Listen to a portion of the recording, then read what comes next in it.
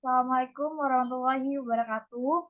Kami dari kelompok 4 akan menyampaikan tentang prosedur dan kebijakan umum ekspor-impor.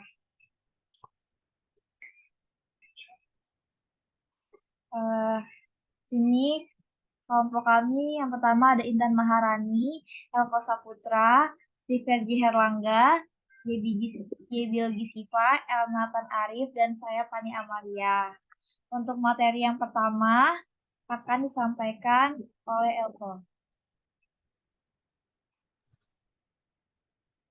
Kebijakan umum ekspor.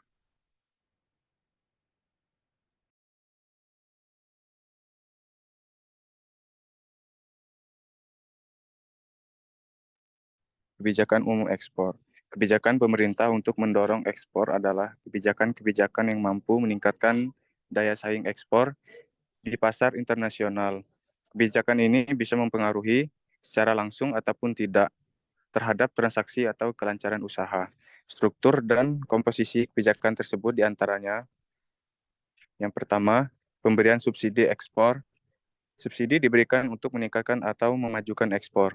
Subsidi ini bisa dalam bentuk pembebasan pajak, pemberian fasilitas, pengurangan biaya produksi, atau lainnya. Tujuan subsidi ini ialah supaya produk ekspor bisa memiliki daya saing di negara tujuan. 2. Penetapan prosedur ekspor. Sebelum melakukan ekspor, tentu eksportir atau pihak yang melakukan ekspor harus melakukan beberapa prosedur tertentu. Pemerintah memberlakukan kebijakan yang setidaknya bisa mempermudah alur ekspor.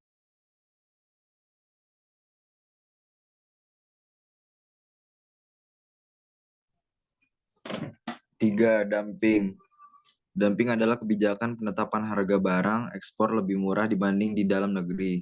Dengan arti lain, dumping merupakan kebijakan menjual hasil produksi di luar negeri lebih rendah dari dalam negeri. Biasanya kebijakan ini diterapkan apabila pemerintah dapat mengendalikan harga barang di dalam negeri terlebih dahulu. Yang keempat, larangan ekspor. Kebijakan pelarangan untuk mengekspor barang tertentu ke luar negeri. Alasan pelarangan ini bisa karena ekonomi, politik, sosial, ataupun budaya. Contohnya, larangan ekspor minyak bumi, barang bersejarah, kayu, ataupun lainnya. Yang kelima, diskriminasi harga. Barang ekspor yang ditetapkan dengan harga yang berbeda untuk tiap negara. Biasanya hal ini dilakukan sesuai dengan perjanjian. Misalnya, negara A mengekspor pakaian ke negara B dengan harga murah, sedangkan pakaian yang diekspor ke negara A ke negara C tergolong relatif mahal. Yang keenam, politik dagang bebas.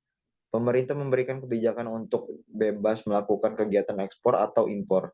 Kebebasan ini diharapkan nantinya bisa membawa beberapa keuntungan. Contohnya mendapat barang produksi berkualitas tinggi atau barang yang harganya lebih murah.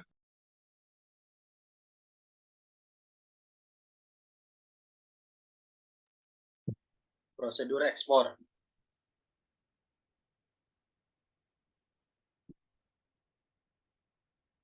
Prosedur ekspor untuk melakukan kegiatan ekspor ada beberapa aturan dan persyaratan yang harus ditaati oleh pelaku ekspor.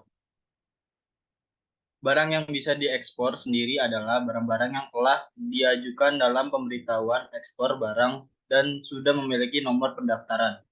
Sedangkan eksportir yang bisa melakukan ekspor bisa perseorangan atau malah badan hukum.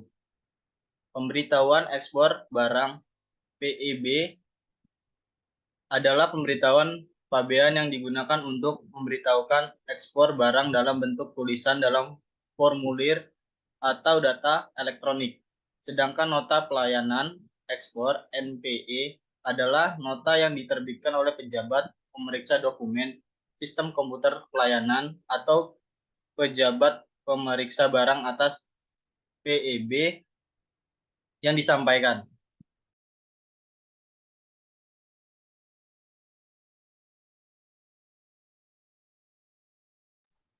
Prosedur ekspor, yang pertama ada eksportir harus menyampaikan PEB ke kantor bea cukai tempat pemuatan barang.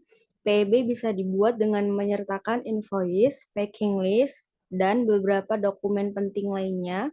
Yang kedua, menunggu penelitian dokumen yang dilakukan oleh pejabat atau petugas yang berwenang.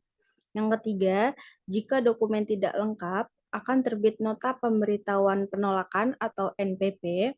Selanjutnya, jika dalam pemeriksaan larangan atau pembatasan barang tertentu menunjukkan persyaratan dokumen belum terpenuhi, maka akan terbit nota pemberitahuan persyaratan dokumen atau NPPD. Yang terakhir, jika hasil pemeriksaan semua sudah sesuai, barang tidak termasuk barang yang dilarang atau dibatasi ekspornya, atau termasuk barang yang dibatasi namun persyaratan ekspornya terpenuhi, maka PEB akan diberi nomor pendaftaran dan diterbitkan respon NPE.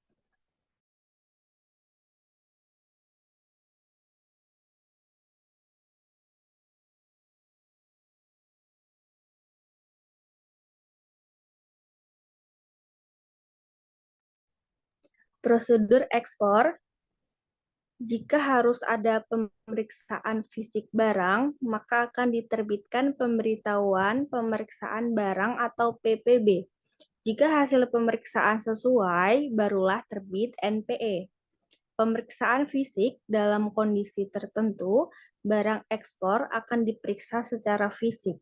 Berikut ini barang yang harus menjalani pemeriksaan fisik ditilik dari manajemen risiko. Yang pertama, barang ekspor yang akan diimpor kembali. Yang kedua, barang ekspor yang ketika proses ditujukan untuk diekspor kembali. Yang ketiga, barang ekspor yang memperoleh fasilitas pembebasan atau fasilitas pengembalian. Yang keempat, barang yang dikenakan bea keluar. Yang kelima, barang ekspor yang menurut informasi menunjukkan adanya indikasi akan terjadi pelanggaran atau malah sudah terjadi pelanggaran terhadap peraturan yang berlaku. Yang terakhir, barang ekspor yang berdasarkan informasi diperoleh unit pengawasan menunjukkan adanya indikasi akan terjadi atau telah terjadi pelanggaran terhadap undang-undang.